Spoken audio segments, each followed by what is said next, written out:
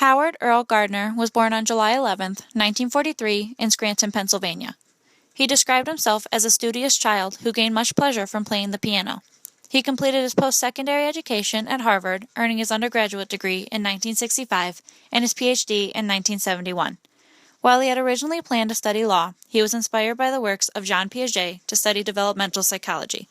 He also cited the mentoring he received from the famous psychoanalyst Erik Erikson as part of the reason why he set his sights on psychology.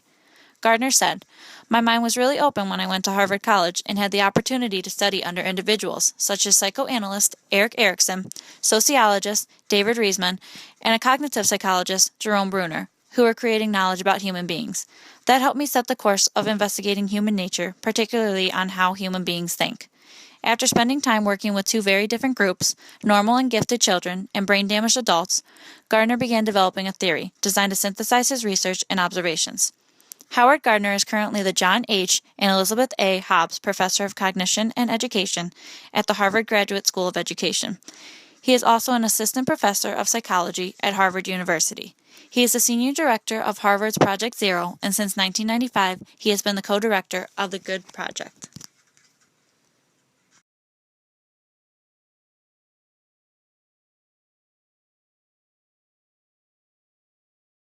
The idea of multiple intelligences comes out of psychology.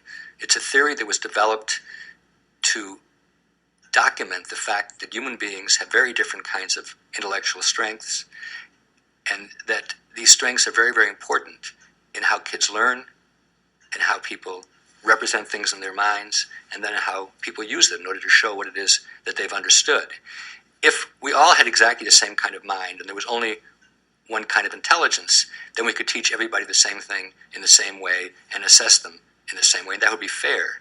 But once we realize that people have very different kinds of minds, different kinds of strengths, some people are good in thinking spatially, some people are good in thinking language, other people are very logical, other people need to do hands-on, they need to actually explore actively and to try things out. Once we realize that, then an education which treats everybody the same way is actually the most unfair education, because it picks out one kind of mind, which I call the law professor mind, somebody who's very linguistic and logical, and says, if you think like that, great. If you don't think like that, there's no room in the train for you.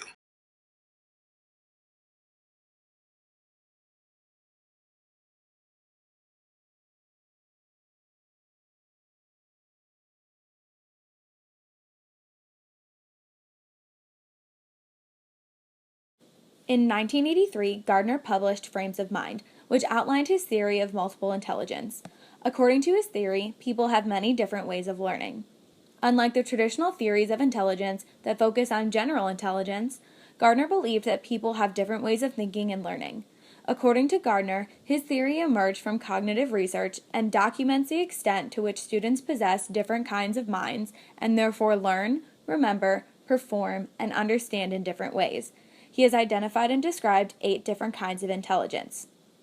Visual spatial students think in terms of physical space, as do architects. They are very aware of their environments. They like to draw, do jigsaw puzzles, read maps, and even daydream. Bodily kinesthetic students use their bodies effectively, like dancers or surgeons.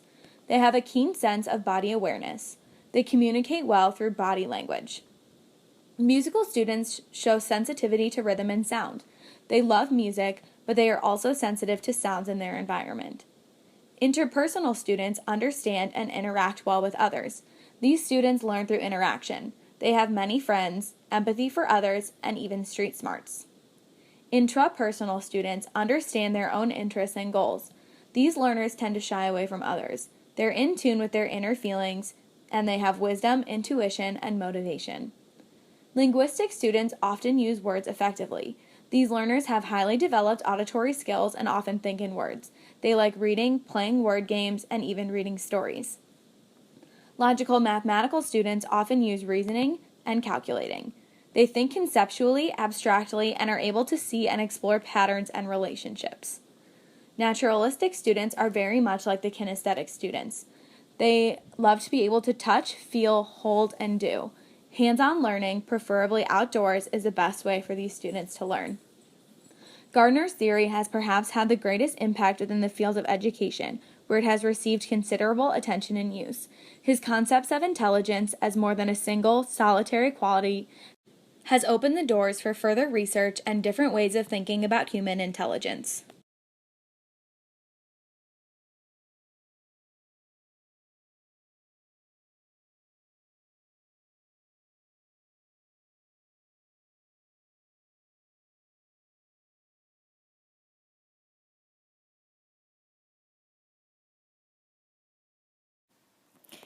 As you consider Gardner's theory, think about how you could apply it to your classroom instruction. Keep in mind that the intelligences are manifested in different ways. For example, a verbal linguistic child who has complementary interpersonal strengths may be a talker, whereas a verbal linguistic child who is more intrapersonal may be a writer. Verbal linguistic students. Have them read and write in a variety of genres, give speeches, participate in performances, and hear the magic of language by reading and telling stories. Have them create word games, crossword puzzles, and word searches. Logical, mathematical. To develop this kind of intelligence, use think-alouds for solving mathematical problems.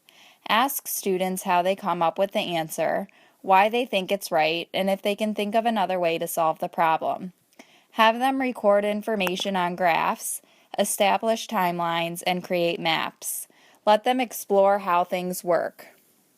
Visual, spatial.